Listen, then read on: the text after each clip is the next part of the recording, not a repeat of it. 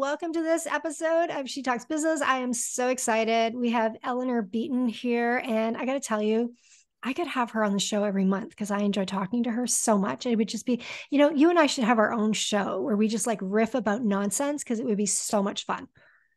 We could riff about nonsense and it would be worth millions in value. I think you are right. So, as you know, this series is dedicated to advisors, the advisors that you need in your business. And I am having conversations with a cross section of different people that do different types of advisory work. And I wanted to have a conversation with Eleanor because we are both coaches and advisors to other people. And there is this myth out there that every single person who owns a business needs a business coach. And I thought it would be really fun for Eleanor and I to kind of share our experiences and our points of view and our insights on when you need a coach, how to pick a coach, why you should pick a coach, maybe why you don't need a coach, and maybe share some of the journey that we've both had in terms of wins and losses when it comes to picking a coach. So, Eleanor, I want to start by asking you, when did you first decide to get a coach in your business? And was there a catalyst, a defining moment, a reason that made you decide to do that? How long did it take you before you made that choice? This is a great question.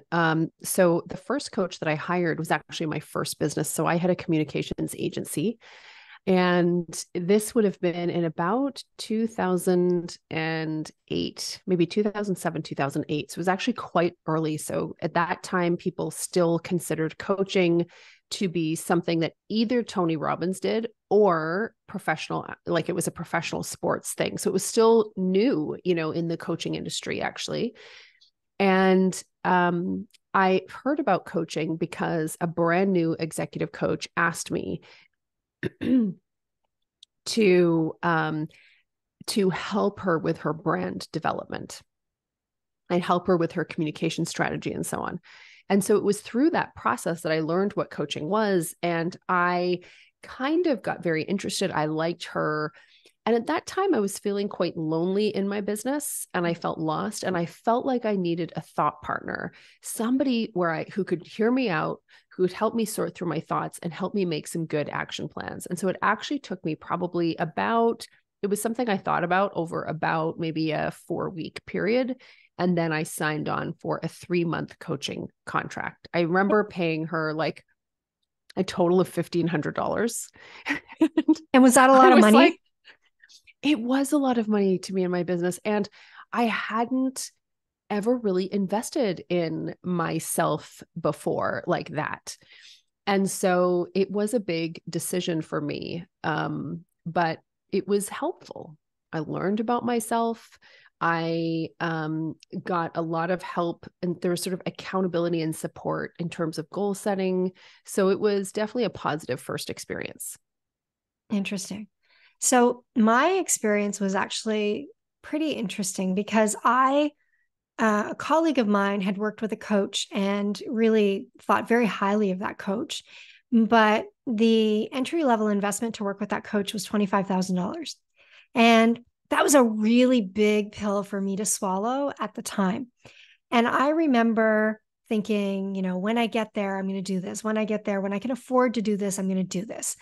And I remember following this woman's work and ever so patiently waiting for the right time. And I'm very out to her until I was ready to buy. And I reached out to her when I was ready to buy. I had a great conversation with her. After my conversation, I had a massage booked. I said to her, I'm going to go for this massage and I'm going to make a decision and I'll get back to you after. But I have 2 questions for you. These would be what you would call buying signals if you're listening.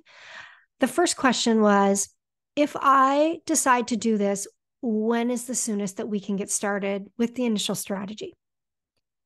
The second question was, if I decide to move forward and do this, how do I wire you the money?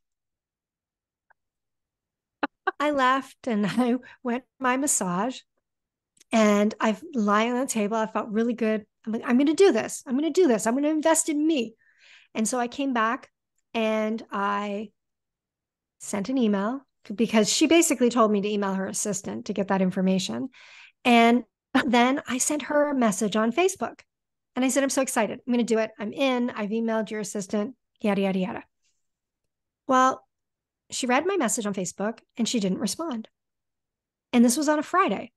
And I thought to myself, oh, gee, well, maybe she's got something going on. And then I didn't hear from her on Saturday. Oh, gee, maybe she's got better boundaries than I do because I check email and I respond to clients on the weekend. Maybe she's going to teach me about boundaries. Sunday, I didn't expect a response because now I believe she's got great boundaries. And by Thursday, when her assistant followed up with me, which was a week later, I changed my mind. And I said, 100%. if I'm emailing you to ask you how to send you $25,000 because I'm excited to get started and it takes a week for somebody to get back to me, I hate to see what your responsiveness is going to be like once I'm already locked into the program. I'm out. Mm-hmm. And that was my first experience, really like doing a serious investment in coaching. And so there's so many lessons in that, right? Like your slick marketing is great, but if you can't respond to people, that's a flag when it comes to hiring a coach. It is absolutely a flag. And because coaching is, we're not selling widgets, we're not selling hoists, we're not selling, industrial supplies. We're selling something that very often requires a significant amount of education and marketing around. And so one of the things that can happen is that it can really attract people who are excellent marketers. And listen, you and I are both, let's be honest, excellent marketers. There's nothing wrong with it. It's a fantastic discipline, but it isn't the same thing as running a great business. And it's also not the same thing as being a really excellent coach or creating really excellent coaching containers and programs. Those are specific disciplines that are critical to creating a great company and a great coaching outcome and coaching program and coaching relationships. So I think you're really hitting on something that is a challenge in the industry, one that I think people are increasingly aware of, which is a wonderful thing. But certainly one that we need to, I think, be mindful about how to navigate what's really great marketing and what is the real deal. Absolutely. So can we talk a little bit about the courage to invest in yourself? Because, there's a lot of women out there that believe in the old saying, if it is to be, it's up to me. And they really lack confidence when it comes to investing in themselves, or they choose to invest in a less skilled, less qualified coach because they're focused on the money versus the result or the outcome that they can get, and therefore they don't really get the results that they want. How did you find the courage to continue to invest in yourself over time? This is such a great question. And I think the feeling that drives a lot of my decision making and accomplishment, actually, or, decisions to do scary things, often is a feeling of irritation and annoyance.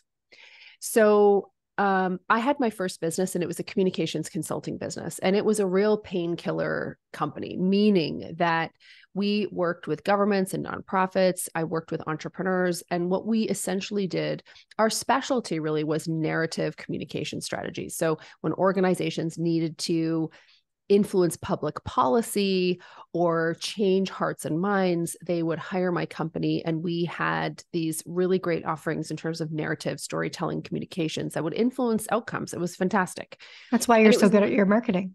It is, exactly. And it was labor intensive. There were things that I didn't know about how to scale a very highly technical, highly skilled. I didn't want to, scale up with team. I found it very difficult to replace myself. So I certainly saw limitations, in that business model. And that's when, as I was starting to hire coaches, I was like, oh, this is so cool. I love this. At the same time, I was working with organizations and doing, communications consulting work with them.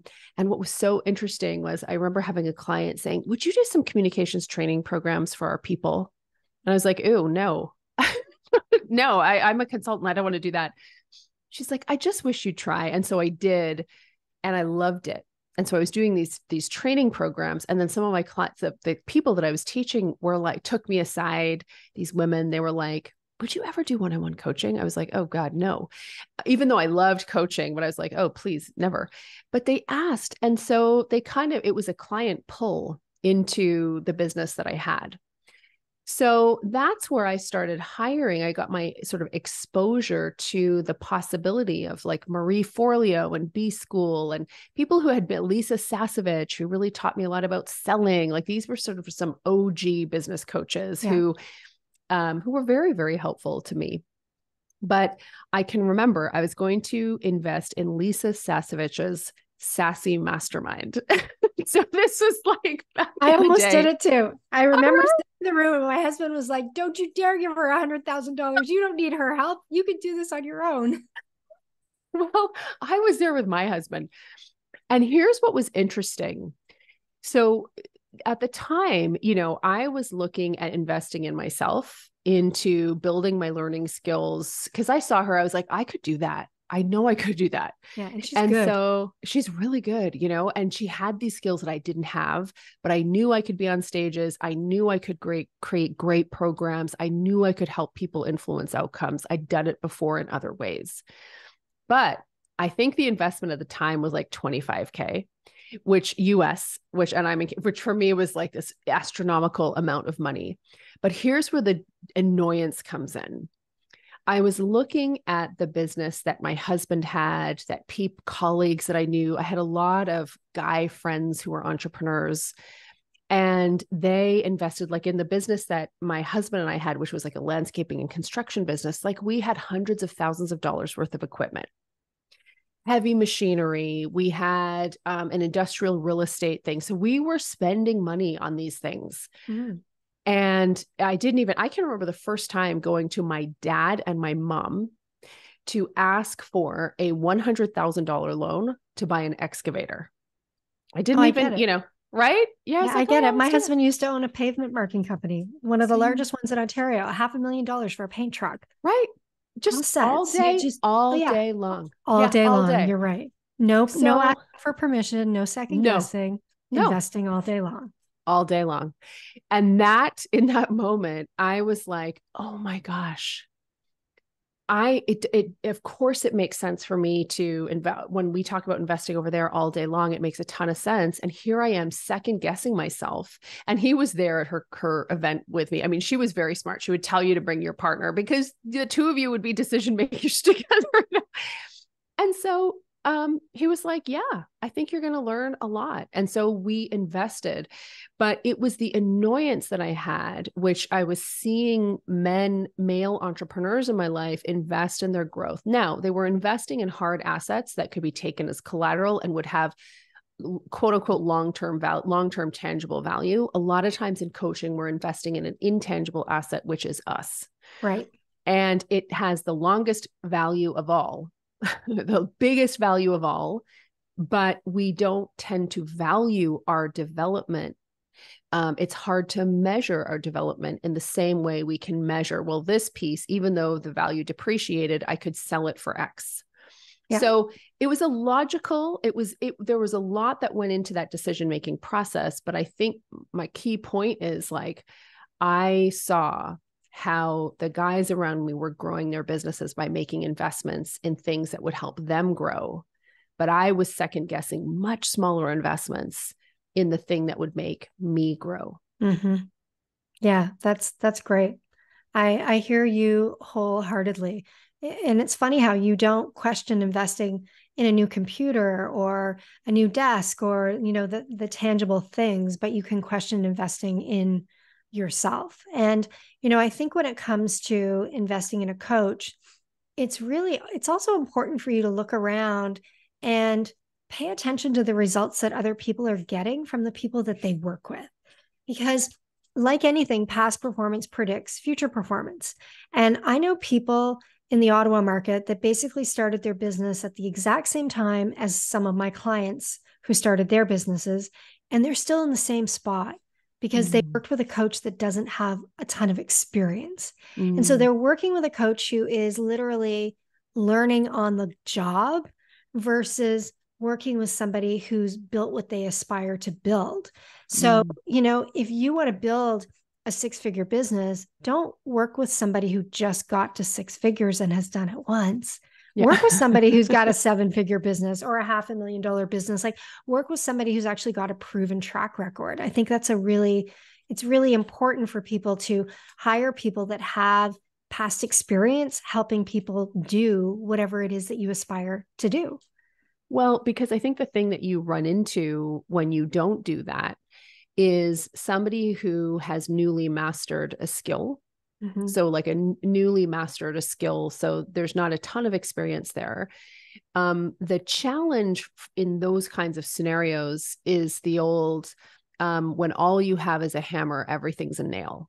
Yes. So there's a lack of context sometimes. And so they may take their own experience and their own viewpoint of how something is done. And I did this, and so you can too, which, by the way, is a very sort of classic proven marketing tactic. Mm-hmm. But without that extra experience, it's just sort of layering on this one tool and this one approach when business is by nature dynamic, Mm-hmm. and there's context. And so having that ability to have a conversation with somebody, or somebody who's willing to be wrong, it's interesting. I remember hearing this from Charlie Munger, who was Mm-hmm. talking about how true experts stay in their zone of genius. And I actually think a huge part of what it means to be a successful coach is client selection. Mm-hmm. Right? It's client selection, because to be arrogant enough to think that you could help absolutely everybody just shows to me a lot of hubris, but a lack of humility about what high performance actually means. So if I think about, world-class athletic coaches, and I use sports coaching because I think business coaching is much more like sports coaching than say like career coaching or Mm-hmm. executive coaching, for reasons we can talk about in a moment. But you don't have a football coach trying to coach Serena Williams. Right.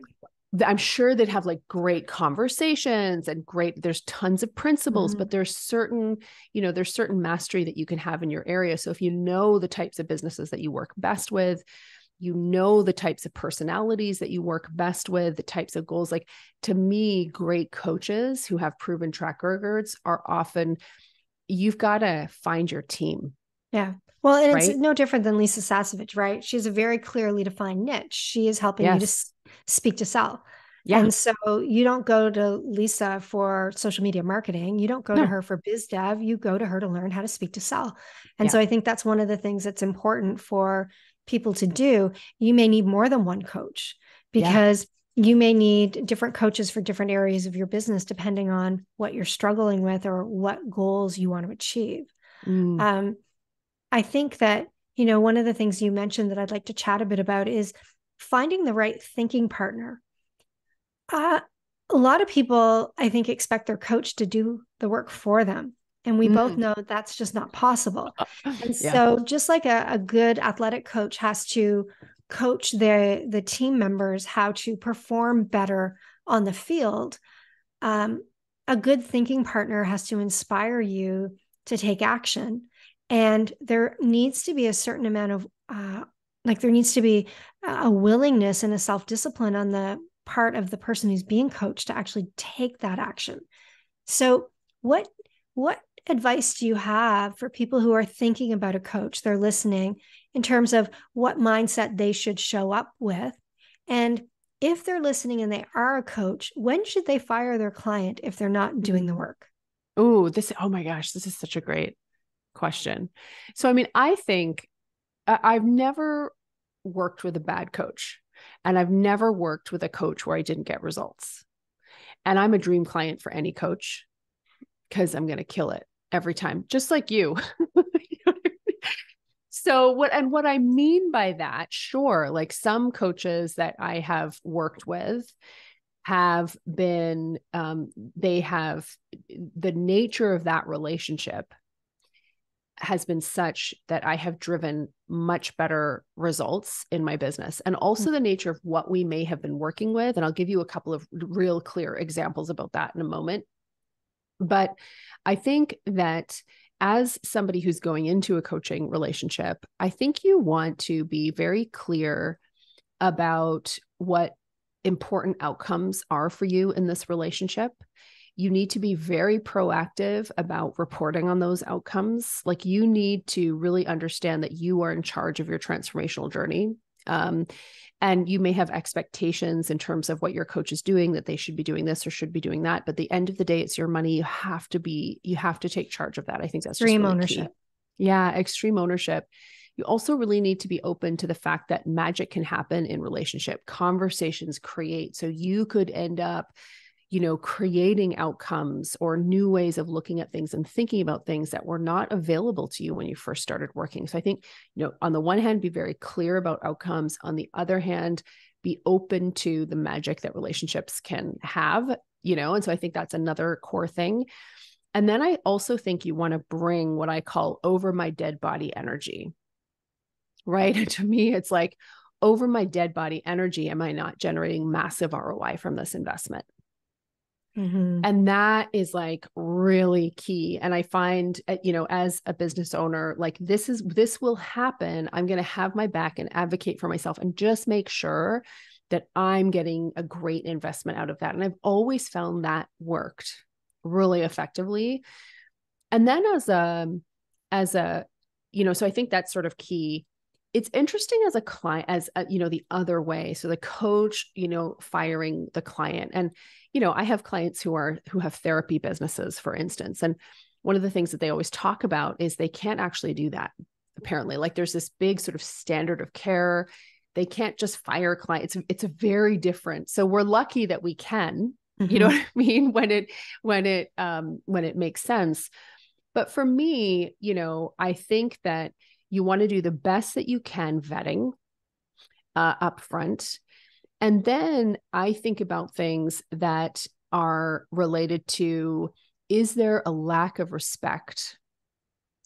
Sometimes is there an abusiveness toward me or my team? Mm-hmm. Is there, like, that is like just immediate, we're not handling this. We're not going to have this. This is really key. And if they're not taking the action, I think that's about a really transparent conversation. And, and if they're willing to change, then I think that's critical. But those would be things that I would be looking at myself. One of the things that I've learned is that not everyone is as driven to achieve results as I am. And that doesn't make the coaching relationship less valuable to them. So there are people that I have coached where I get frustrated because they're not doing some of the things that I think they could do that would really amplify the sales results in their business. And yet they come to each coaching call and they talk to me about I'm going to say the soft skills, the softer side of the transformation that they're experiencing in their business and the wins that they're getting from the coaching. And so I think it's also important to consider how each individual perceives value. Yes. Because I'm results oriented, if I'm making an investment, I'm looking at the financial reward that I'm going to get, the ROI that I'm going to get from that investment. But not everyone looks at it that way. There are other intangibles, such as building someone's confidence, helping them to feel more competent in terms of how they're putting proposals together, helping them think differently about things, helping them navigate difficult conversations. And so I think it's really important that when you hire a coach, that you're evaluating the tangibles and the intangibles in that coaching relationship, because they're not all weighted and they can't all be quantified in the same way. 100%. And I have two things to say to that. One is, I can remember working with an incredible coach for just over a year. Maybe it was close to a year and a half. And during that time, I didn't see a lot of revenue growth in my business. It was kind of negligible, actually. But during that time, I saw the forging and building of incredible inner leadership skills that, as a sensitive creative person, I really needed to build in order to be able to lead bigger teams of people, to really hold bigger coaching containers, to be as visible as I wanted to be without constantly feeling threatened, you know, to allow myself to have a business where, business is tough. Mm-hmm. Like, it'll break your heart sometimes, and to be able to have the inner resources to withstand all of that and still want to grow. So I 100% agree with you. And that was, it was a very, very powerful coaching relationship. And again, not one that on paper you would see there was huge ROI, but there was massive ROI after that, which was really interesting. But there's something else I want to share. And this is like for the coaches. So one of the things I can remember some time ago, starting to hear that all these people were starting to shut down their coaching programs, and I understand where that's happening because you're holding transformation for a lot of people. Mm-hmm. And that is its own thing. But also what I found was a lot of coaches were under investing in the disciplines of operations and customer success. Yes. And so I agree 100%. Right? Yeah. And I'm like, these are critical disciplines you must have, or functions in your business that you must have if you're going to help these folks transform, and I've learned that the challenging way by not having that and just feeling so spread thin to really hold, because that you have a certain amount of responsibility to those clients, not for them, but to them, to their transformation. And so, I think that there's this, when you have those disciplines set up correctly, one of the things that you're doing is a lot of research into what customer satisfaction and customer health actually look like. What makes a healthy customer relationship? What makes them feel that this is a worthy investment, that they are, and you start to develop these criteria that take into account the spread that we're talking about, both results and outcomes, but also other types of factors. And you can start to measure those and watch those and monitor those one client at a time, to make sure that you're creating this really holistic experience for them. I think one of the things that you said that I really value is, if you have a business around coaching, you need to understand the business of the business. And a lot of times I see business coaches out there that don't know how to read a P&L. They don't understand basic business financials. I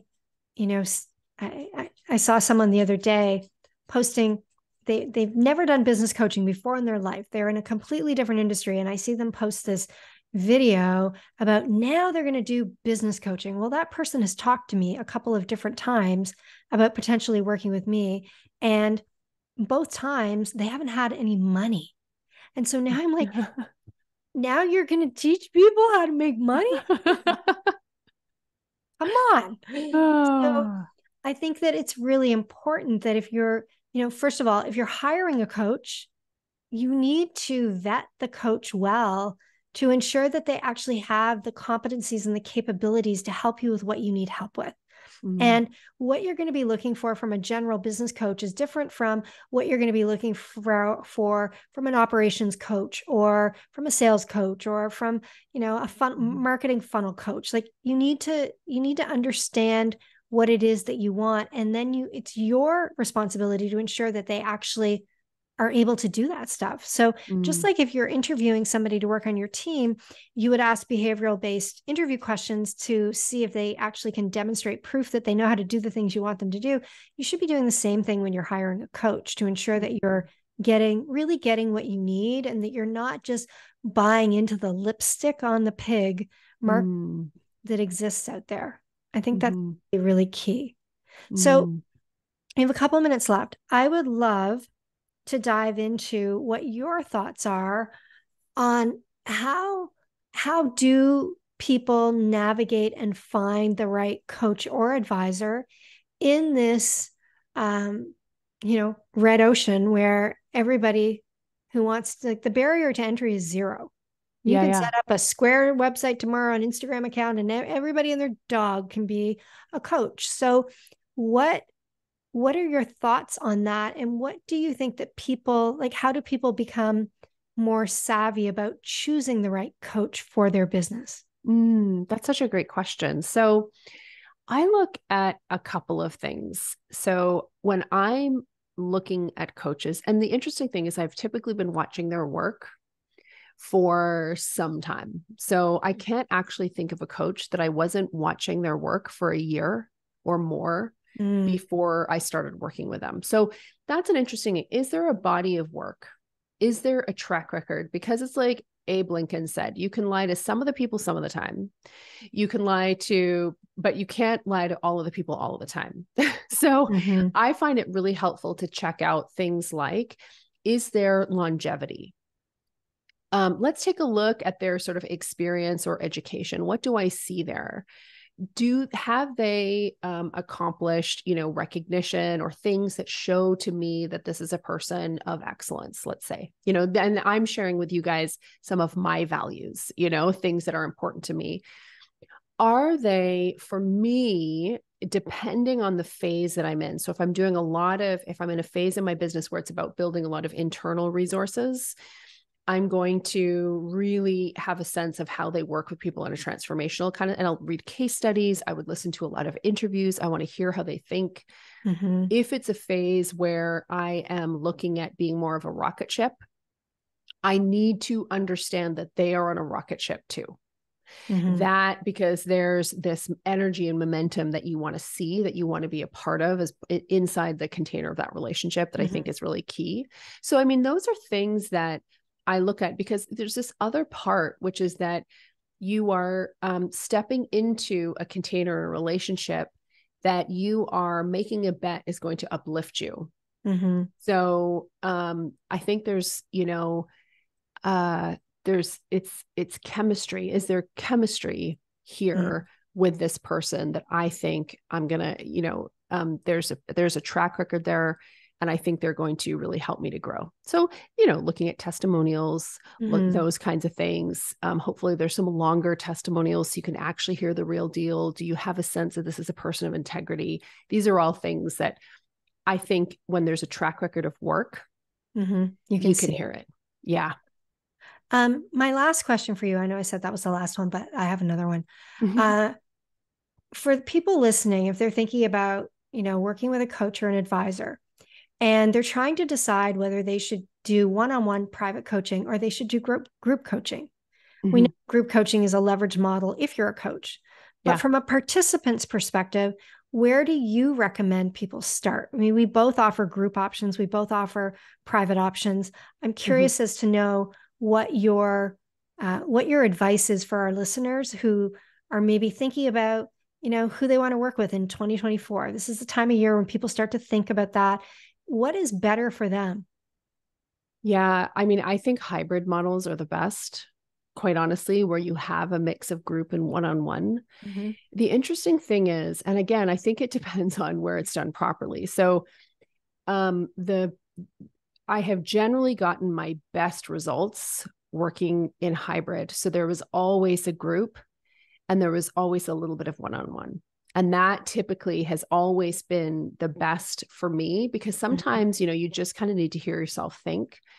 But in a group, in a community, if it's effectively curated, there's this energy. And sometimes as entrepreneurs, we sort of need that tugboat. But what I will say, like in the group programs that I run, because I really see at the end of the day in business coaching, people are hiring you to make more money.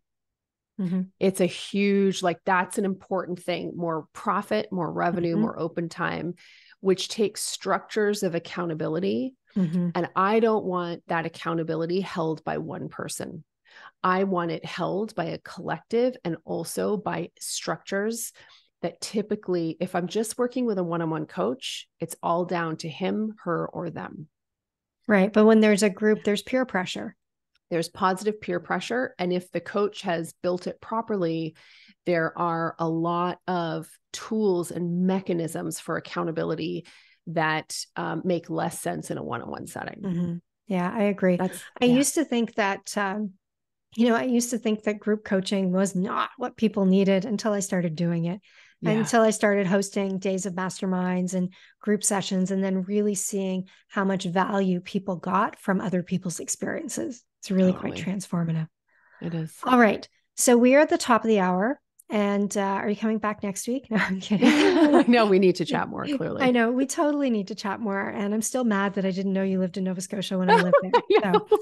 So that's for another day. So, ladies and gentlemen, thank you for listening to this episode of She Talks Business. A huge thank you to Eleanor Beaton. You can learn more about Eleanor at eleanorbeaton.com. That's EleanorBeaton.com. And she is, as you know, fantastic and one of my favorite people to chat with. So thank you so much for listening in. And we will see you again next week. Bye for now.